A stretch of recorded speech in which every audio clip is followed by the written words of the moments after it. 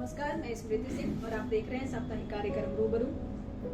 आज हम एक ऐसे शख्सियत से मिलने जा रहे हैं जो सरकारी मुलाजिम होने के साथ साथ हमारे आपके आंगन से परिचित गौरैया के संरक्षक के रूप में भी जाने जाते हैं। सर ये सेवा पिछले 15 सालों से कर रहे हैं। आइए जानते हैं कुछ विशेष बिंदु सर से। नमस्कार सर। नमस्कार। आपका इस कार्यक्रम में बहुत बहुत स्वागत है और अपना कीमती समय देने के लिए बहुत धन्यवाद आपका। पहले तो सर मैं जानना चाहूंगी कि आप सरकारी सेवा में होने के साथ साथ, सूचना सेवा में होने के साथ साथ आप गौरैया के संरक्षण में पिछले 15 सालों से लगे हैं, तो आपने ये काम शुरू ही क्यों किया और कहाँ से शुरुआत हुई इसकी? देखिए, सबसे बड़ी बात है कि हमें जानना होगा कि ये गौरैया संरक्षण का जो सवाल आया आखिर क्यों आया। तो सबसे पहले आपको मैं बताऊं कि जो गौरैया है, जो हमारे घर आंगन में चरने खुदकने वाली जो चिड़िया है, छोटी सी नन्ही सी चिड़िया है, जो किसान मित्र है, हमारा बचपन गुजरा है, हर लोगों का बचपन गुजरा है, वो हमारे घर आंगन से गायब हो। और ये अचानक गायब नहीं हुई। गायब होने के पीछे है कि आपको 2002 में international union for conservation of nature ने इसको लुप्त प्राय घोषित किया, रेड कार्ड में शामिल किया था। और जब शामिल किया था तो देश में नहीं विदेशों में भी इसके संरक्षण को लेकर सवाल उठने लगे। ब्रिटिश की रॉयल सोसाइटी है, उसने तो इसको रेड कार्ड में डालकर ये बता दिया था कि विलुप्त हो चुका है। लेकिन ये अभी पूरी तरह से विलुप्त नहीं हुई है। अगर हम इधर की बात करें, 2020 में इंडियन बर्ड सोसाइटी की एक रिपोर्ट आई थी, उसमें ये कहा गया था कि इंडिया में गौरैया की संख्या स्थिर है। तो फिर ये हंगामा क्यों? गौरैया संरक्षण का सवाल क्यों? इसलिए कि गौरैया आज हमारे घर आंगन, शहर हो या गांव से गायब हो चुकी है। एक जगह दिखती है, दूसरी जगह नहीं दिखती है। इसलिए नहीं दिखती है कि इसकी विलुप्ति के पीछे कई तरह के कारण हैं। अब आप जाएंगे जैसे रेलवे स्टेशनों पर, तो रेलवे स्टेशनों पर देखेंगे, या किसी ऐसे गांव में जाएंगे, ऐसी जगह पर जाएंगे, ऐसे शहर में जाएंगे जहां पर बड़ी तादाद में गौरैया अभी भी मौजूद है। इसकी वजह है कि वहां पर गौरैया के लिए जो जलवायु है, जो पर्यावरण है, वो सही। अब जहां तक बात है कि मैं कैसे जुड़ा, तो मैं 2007 में मैंने देखा कि अपने घर में तीसरी मंजिल पर गौरैया जो है पानी की तलाश में की आवाज आ रही थी किचन से। तो हमें लगा कि फिर जब गए तो देखी कि वो गौरैया जो है चीची कर रही है, और हमने नल खोला और पानी पी, थोड़ा उड़ गई और पानी फिर आई, पानी पी और फिर वो चली गई। जन्म में नहीं, इसलिए पानी की व्यवस्था करनी चाहिए।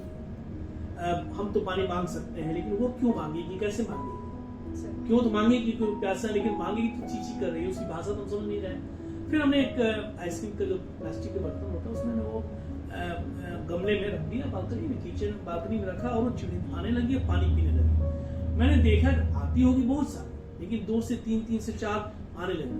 फिर मैंने रेलिंग पर दाना छिड़कना शुरू किया। दाना जब डालना शुरू किया, देखा उसको खाने के लिए गौरैया ही नहीं, उसके साथ कई तरह की चिड़िया आने लगी। फिर बाद में इससे मैंने इसकी तस्वीर फेसबुक पर डाली। जब सोशल मीडिया पर तस्वीर मैंने डाली तो पटना में कई लोगों ने कहा, अरे ये तो मेरे इलाके में दिखती नहीं है। क्योंकि मेरा एक सोशल मीडिया बड़ा नेटवर्क है, लोगों ने कहा मेरे शहर में भी नहीं दिखती है। तो फिर मुझे लगा करी तो विलुप्ति के कगार पर है क्या? फिर मैंने अध्ययन करना शुरू किया, और अध्ययन करते करते मुझे, जैसे मेरा संबंध wild life trust of India के डॉक्टर समीर सिन्हा उनसे हुआ, गोपाल शर्मा से हुआ, सुदन से, कई एक्टिविस्ट जो है पर्यावरण से जुड़े हुए हैं, उनसे हुआ। उन्होंने बताया कि सही में गौरैया अब नहीं दिखती है। लेकिन मैंने कहा नहीं, मेरे घर के पास तो है, बालकनी है, उसमें आती है और दाना पानी लेती है, फिर चली जाती है। मेरे इलाके में, इलाके में जो कंक्रीट का जंगल है, वहां पर सैकड़ों की तादाद में थी, लेकिन पेड़ पौधे भी थे। अब सवाल है कि ये विलुप्ति का सवाल, जो जिसकी हम 2002 की बात कर रहे हैं कि गौरैया को रेड कार्ड में डाला गया, कि विलुप्त हो रही है। आपको जानकर आश्चर्य होगा कि 8 लाख साल पुराना बेल्थम में इसका जो जुआ सोचिए। हमारा ये गौरैया इसलिए मतलब चर्चा होती बात होती है कि ये इंसान की दोस्त है, किसान की, और हम जहाँ इंसान गया उसके पीछे पीछे। और ये एक सुकून देने वाली चीज है, जब आपके घर आंगन में रहती है, इसकी चचाहट से आपको एक सुकून मिलता है। उसको एक हिंदू मैथोलॉजी में कह सकते हैं कि इसको मानते हैं लोग कि जोड़ देने सुकून देने वाली तफरीह के लिए इसमें जोड़ देने सुख संपत्ति और पानी भी करती है तफरी की। खुशहाली की एक महीने में झूले में बैठी हुई है, तो उसको लेकर कर रही है। 2019 में बहुत शुरू हुई, फिर पूरे देश विदेश में चर्चाएं होने लगी। फिर इससे हुआ कि इसको दिवस घोषित किया गया। तो फिर 20 मार्च 2010 में विश्व गौरैया दिवस घोषित हुआ। गौरैया के संरक्षण के सवाल को लेकर, गौरैया को बचाना है तो हमको कुछ करना पड़ेगा, कुछ पहल करना पड़ेगा। और नारा भी दिया गया, जैसे अभी आई लव यू गौरैया चलता है, गौरैया से हमें प्यार है। तो उसके बाद तमाम चीजें बढ़ी, देश नहीं पूरे विदेशों में भी लोग सक्रिय हुए, संरक्षण के लिए लोग आगे आए, व्यक्तिगत स्तर पर, संस्था के स्तर पर। और सबसे महत्वपूर्ण पहल क्या हुई कि आपको 2012 में दिल्ली सरकार ने स्टेट बर्ड घोषित किया, राजकीय पक्षी। और चौंकाने वाली बात यह है कि बिहार सरकार ने भी इसको 2013 में राजकीय पक्षी घोषित किया। और ये है कि अब इसको लेकर चर्चाएं होने लगी है, लोग इसको ढूंढने लगे हैं और इसके बचाव के लिए आगे लगे हैं। सर, आपकी बातों से लगा कि आपने बहुत स्टडी किया है संरक्षण के साथ साथ। लेकिन मेरा एक सवाल है कि बहुत सारे स्पीशीज विलुप्त हो रहे हैं, गौरैया ही क्यों? आपने गौरैया का ही संरक्षण क्यों चुना? देखिए, बहुत अच्छा एक सवाल है। अक्सर ये चर्चा होती रहती है कि आखिर गौरैया का ही संरक्षण। देखिए, जब गौरैया का संरक्षण आप करेंगे तो दूसरे जीव जंतुओं का संरक्षण होगा। इसलिए होगा कि इकोसिस्टम के लिए ये आपको, जैसे आप जरूरी है, वो जरूरी है, हर कोई जरूरी है, उसके लिए वो गौरैया भी जरूरी है। इस इकोसिस्टम से जुड़ी हुई है, वो बीज खाती है। गौरैया की सबसे पसंदीदा भोजन आहार में बीज है। बीज खाएगी, बीट करेगी, जहां तक उससे आपको पेड़ उत्पन्न होते हैं, उससे बहुत सारी चीजें होती हैं। उसके बाद ये किसान मित्र में, जैसे मैंने बताया, खेतों में जो कीटनाशक कीड़ों को, फसलों को नुकसान पहुंचाने जो कीड़े होते हैं, उसको ये खाती है और अपने बच्चों को खिलाती है, तो अनाज को ये बचाती है। दूसरा कि ये गौरैया इकोसिस्टम की मजबूत जरूरी इसलिए है, इसका संरक्षण इसलिए जरूरी है कि इस पर दूसरे लोग भी आश्रित हैं। अब कैसे? आपके घर, क्योंकि ये इंसानों के बीच में रहती है, आपके घर आंगन के आसपास वो वैसे कीटनाशक, कीट पतंग जो आपको नुकसान पहुंचाए, उसको भी खाती है। दूसरा क्या है कि ये पर्यावरण की दृष्टि से अगर हम देखें तो आपको जलवायु परिवर्तन जैसे होता है कि उसमें भी बहुत महत्वपूर्ण माना जाता है। तो गौरैया उस इकोसिस्टम के लिए ही महत्वपूर्ण है। और इसमें एक पक्ष है, वो पक्ष ये है कि जो बड़े हमलावर पक्षी हैं, जैसे बाज, सिकरा, कौवा, वो इसको अपना आहार बनाते हैं। तो एक दूसरे पर डिपेंड, जैसे मेरे घर के आसपास 20 तरह की चिड़ियां आती हैं।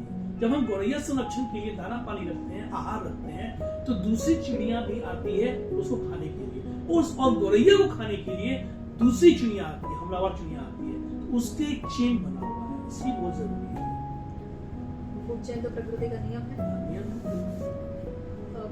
आपने कुछ किताबें भी लिखी हैं, कुछ आर्टिकल्स आपके छपते हैं, तो उस पर कुछ प्रकाश डालेंगे सर? देखिए, मैंने 2 किताब लिखी थी, अभी मैं जिंदा हूँ गौरैया, ये इसलिए मैंने लिखा था 2 साल पहले की किताब ये मेरी है। और गौरैया कहती अभी मैं जिंदा हूँ, मुझे बचा लो, नहीं तो आहे भर लोगे। इंटरनेट पर हम चीजों को आजकल खंगालते हैं, आज के जो डिजिटल दौर में हर चीज इंटरनेट पर पहुंचती है। हम अपने घर के आसपास की जो पशु पक्षी उसको देखने की कोशिश नहीं करते। इस लॉकडाउन जब हुआ था, जो कोरोना काल में, तो हमारे आसपास में जब जलवायु, जो हमारा पर्यावरण बहुत शुद्ध हो गया था, तो तमाम तरह के जीव जंतु दिखते थे। लोग घर में रहते थे तो अपने घर के आसपास को देखते थे। तो इसलिए इसको ये जरूरी हो जाता है कि, और उसको मैंने जब किताबों में लिखा तो गौरैया की से जो मैं जुड़ने का मतलब उसको रोज देखने लगा, तो तरह तरह की उसकी एक्टिविटी गतिविधियों को उस किताब में डाला। और जैसे उसके बच्चों के साथ खेलना, और जैसे सृजन करना, और वो अभी जैसे नर है मादा से प्यार करता है, जैसे इंसानों से बहुत नजदीक है। जैसे कोई लड़का लड़की में अगर इश्क होता है तो गीत गाता है, संगीत गाता है, उसको पटाने की कोशिश करता है। आपको बड़ा आश्चर्य होगा जब देखेंगे नर गौरैया जो है वो जब मादा को जोड़ा बनाता है, बसंत ऋतु से शुरू हो जाता है इनका, तो ये अद्भुत ढंग से नृत्य करता है, नृत्य करेगा, डांस करेगा, उसके बाद उससे जोड़ी बनाएगा, उसको अपने घर, उसके लिए घर बनाएगा, घोंसला बनाएगा, उसमें ले जाएगा। तो तमाम जो चीज है वो मनुष्यों से जुड़ी हुई उसकी रहती है। और संगीत बहुत अच्छा गाता है, इसके तरह की आवाज इसको निकलती है। तो तमाम चीजों को उसमें डाला मैंने किताब में, उसके हर एक्टिविटी रहन सहन सभी का सब चीज। फिर मैंने लिखा ओरी गोरैया। ओरी गोरैया में आपको गोरैया के तमाम गोरैया संरक्षण क्यों जरूरी है, फिल्मों में गोरैया के क्या योगदान है, साहित्य में गोरैया की क्या भूमिका है, और गोरैया का हम संरक्षण कैसे करें, कैसे उसकी घर वापसी हो। और ये जो आंदोलन चला, मूवमेंट चला गोरैया को घर बुलाने की, उसमें बहुत हम लोगों ने सफलता पाई। जैसे मैं नारा देता हूँ, दाना पानी रखिए, थोड़ा सा प्यार दीजिए और पेड़ लगाइए, क्योंकि गोरैया को रहने के लिए पेड़ चाहिए, आहार चाहिए। अभी हम लोग कल ही गए थे सिवान गए थे, परसों सिवान गए थे, तो 31 अक्टूबर की बात है। सिवान रेलवे स्टेशन के शाम में जब गुजर रहे थे तो स्टेशन पर सैकड़ों की तादाद में गोरैया नजर आई, जो पटना में नहीं दिखेगी आपको या किसी शहर में। तो हमारे साथी चौंक गए, पहुंच जी हैं वो चौंक गए, अरे सर ये स्टेशन पे गोरैया कैसे आ गई? क्योंकि गोरैया वहां जाएगी जहां उसको दाना पानी मिलेगा, रहने के लिए उसको घोंसला मिलेगा। गांव में फूस के घर में, खपड़े के मकान में वो छुप के रहती थी और हमारे घर आंगन में रहती थी, खो में घुस जाती थी। स्टेशन तो है, लेकिन वो स्टेशन के मुंडेर पे बैठी हुई थी। स्टेशन का जो शेड होता है उसके नीचे में रहती है, और वहाँ जो पेड़ थे, पीपल के पेड़, नीम के पेड़ और अशोक के पेड़, झुरमुट वाले पेड़, तमाम पेड़ों में वो जाके शाम में ची करके वो बैठती थी। और जान लीजिए गोरैया सुबह और शाम जो एक कम्युनिकेशन इनका होता है, जब आप सुनेंगे उसकी आवाज तो मतलब अद्भुत होता है, और तरह तरह की आवाज निकालती है। सर आपने कहा कि आपका सोशल मीडिया नेटवर्क वास्ट भी है और स्ट्रॉन्ग भी है, आपने किताबें भी लिखी हैं, आपको कैसे लगता है कि आप युवा पीढ़ी को प्रेरित कर रहे हैं या क्या बदलाव आता है? नहीं बदलाव, हाँ ये एक देखिए ये युवाओं को बदलाव, क्योंकि आज का जो युवा है डिजिटल नेटवर्क में डूबा हुआ है। वो हमेशा 24 घंटे में तो नहीं कह सकते, हो सकता है कि 6 घंटा छोड़ के उतने घंटे मोबाइल पे चिपका रहता है। इंस्टाग्राम पर जाकर आप देखिए, रील बनाना, फोटो डालना, वीडियोस डालना, अपनी बातों को कहना, तरह तरह की चीज़ों को कहना। मैंने इसकी इस्तेमाल किया और हजारों मेरे फॉलोअर्स हैं, लगभग 10,000 मेरे फॉलोअर्स इस पर। और सबसे महत्वपूर्ण बात ये हुई, जब मैं इसके बारे में डालता हूँ, मैं लगातार इसके रोचक तथ्यों को डालता हूँ, छोटी छोटी गोरैया की चीज़ों को डालता हूँ।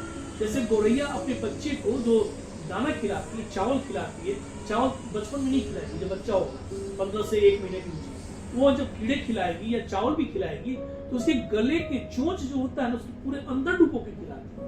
उसकी मेरी तस्वीर है उसके पास। वो इसलिए खिलाती है कि वो कहीं गले में फंस जाएगा तो उसकी सांस अटक जाएगी और उसकी मौत हो जाएगी। मैं बताता हूँ कि अगर कोई घायल गोरैया मिल जाती है किसी को, तो आप उस गोरैया को पकड़े, जरूर लाए, लेकिन पकड़ने के पहले जैसे आप किसी चिड़िया को पकड़ेंगे तो फड़फड़ाने लगता है। आप मुर्गे की दुकान पर जाके देखिए, जब मुर्गा को काटने के लिए पकड़ता है तो मुर्गा वो फड़फड़ाने लगता है, लेकिन जैसे उसके आगे हाथ रख देंगे, आंख के आगे हाथ ये कपड़ा रख देंगे, वो शांत हो जाएगा। फिर उसको लाइए और एक डब्बे में रखिए, किनारे रखिए, घर के किनारे रखिए, उसको सेवा कीजिए, दवा दारू कीजिए, जो करना है, लेकिन कभी उसको अपने छाती से लगा के वो प्यार मत दीजिए कि वो आपको अपना माँ बाप समझ ले, फिर वो बाहर दुनिया में नहीं जाएगा। इन तमाम चीजों को मैं फिर डालता हूँ। और युवा पीढ़ी में हजारों युवा है, क्योंकि जब मैंने डाला तो पटना की 10-20 लोगों का संगठन अब तो बहुत बड़ा हो गया, इन्वायरमेंटल वैरियर निशांत रंजन हैं पटना कॉलेज, वो मेरे पास आए और आज हम इससे जुड़ गए। आज मेरी एक टीम है जो निःशुल्क एक घोषणा वितरण देती है, फ्री में लकड़ी का बॉक्स देते हैं, दाना घर देते हैं हम लोग बताते हैं कैसे संरक्षण करेंगे। तो ये सोशल मीडिया का नतीजा है। अगर सोशल मीडिया का इस्तेमाल हम नहीं करते, जैसे उसकी खूबसूरत वीडियो डालना, बात करना, या फिर जैसे गिलहरी मेरे घर पर आती है, मैं इसकी गिलहरी की मेरे हाथ से बिस्किट खाता है, एक तोता मेरे हाथ से बिस्किट खाता है, मैं उससे कोई संबंध नहीं बनाता, लेकिन वो मुझसे जुड़ जाता है। तो जब ये युवाओं को जो मैसेज आता है, तो ये युवाओं ने अपनाया भी है। मही प्लाज एक टीवी चैनल रिपोर्टर, उनके छत आंगन को पूरा उन्होंने दाना घर सब डाल दिया, तोता, सुग्गा, मैना, बुलबुल सब आने लगे उनके घर पर। ये बदलाव हुआ है। सर आप सरकारी सेवा में, भारतीय सूचना सेवा में आप अधिकारी के तौर पर पदस्थ हैं, तो ऐसा भी होता होगा कि आप शहर से बाहर गए या मनाने चले गए, उस परिस्थिति में बहुत अच्छा है। नहीं, आपने सही कहा, मुश्किल और कितना आसान है नौकरी में रहकर ये करना। हाँ, ये एक इसमें पहले तो मैं शौक के तौर पर, लेकिन धीरे धीरे ये एक जीवन के हिस्सा बन गया। जीवन की हिस्सा इसलिए बताया कि 2019 में जब मैंने कोरोना कैंसर में एडमिट था, तो जब मैं ऑपरेशन थिएटर कर गया, क्योंकि हम अचानक चले आए थे, तो लगा कि दाना वाना नहीं दे पाएंगे। तो हम जब ऑपरेशन थिएटर में गए तो मेरे हथेली को दाना चूग रही थी। जब ऑपरेशन हो गया तो फिर हम जब आए तो अपनी बात को बताया अपने घर में, उन्होंने कहा तो आप तो कुछ व्यवस्था करो, हालांकि नहीं हो पाया। हम 1.5 महीने बाद जब घर आए तो हमारा बालकनी पूरा गंदे पड़ा हुआ था। लेकिन जैसे ही मैं पहुंचा, यकीन नहीं मानेंगे, गोरैयों की झुंड आ गई, 10-20 गोरैया आ गई, और तुरंत मैंने पहला काम उनके लिए पानी साफ किया। पानी गंदा हो गया था, पानी में चूंकि हम जाने के पहले भर के गए थे, पानी मैंने रखा, दाना रखा, पूरा सब कुछ व्यवस्था किया। लेकिन हमने अब क्या व्यवस्था कर दिया है कि दाना बॉक्स हमने रखा है, लकड़ी का, प्लाई का मैंने दाना बॉक्स, वाटरप्रूफ बॉक्स बनाया है लकड़ी का, उसमें हम चावल दाना रखते हैं। एक प्लास्टिक का भी बॉक्स आता है, आप भर दीजिए। वो एक दाना बॉक्स में भर देंगे तो कम से कम महीनों तो नहीं तो सप्ताह भर, 10 दिन 20 दिन तो चल जाएगा वो। ये मेरी हम पूरी व्यवस्था करके जाते हैं, अगर नहीं तो किसी को कह के जाते हैं इसमें अनाज भर देना।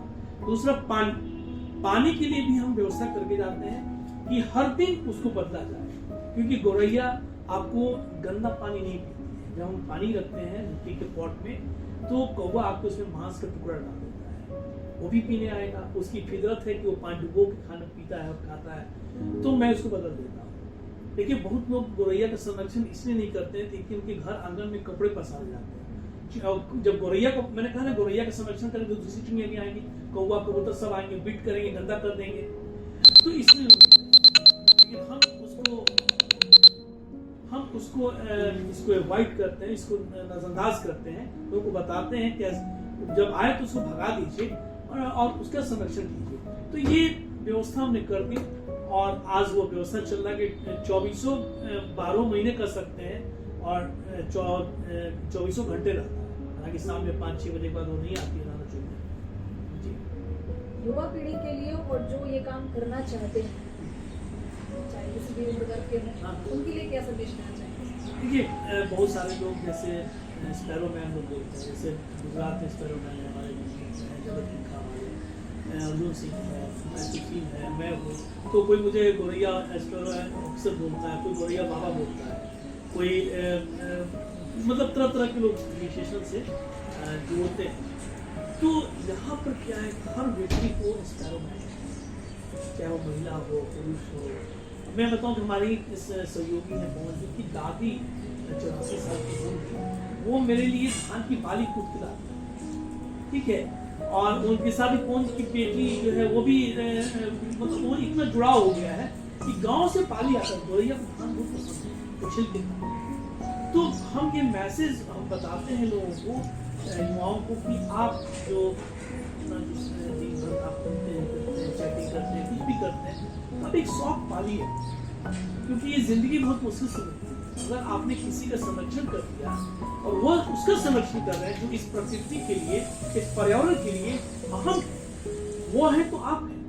अगर वो नहीं होगा तो आप ही नहीं होगा। इसलिए हर व्यक्ति को सामने आना चाहिए, चाहे वो बच्चा हो, बूढ़ा हो। हम लोग बच्चों के बीच जाते हैं, उनको कहते हैं कि अपने बालकनी पे, छत पे या घर आंगन के आगे पीछे दाना पानी रखो, बॉक्स रखो, पेड़ भी लगाओ, क्योंकि झुरमुट का जब पेड़ होगा तो वो उसमें आएगी। जैसे बैगनबेरिया का पेड़ है, मालती का पेड़ है, नींबू का पेड़ है, उसमें वो बैठती है। मैं अपने बालकनी में नीम का पेड़ लगाया, नींबू का लगाया, उसमें वो छुप के बैठती है, वो सुरक्षा चाहिए उसको। तो हर वर्ग हो, चाहे युवा हो, कोई भी हो, सबको आना चाहिए। मेरे भागलपुर के रेलिंग पर घर के आगे हमेशा चावल डाला जाता है, सैकड़ों चिड़िया आती है, गोरैया आती है, चुग के जाती है। मेरी माँ हो या भाई हो, सब लोग उसमें लगे रहते हैं। तो हर व्यक्ति को, चूंकि हम देखिए, गोरैया एक सामाजिक पक्षी है।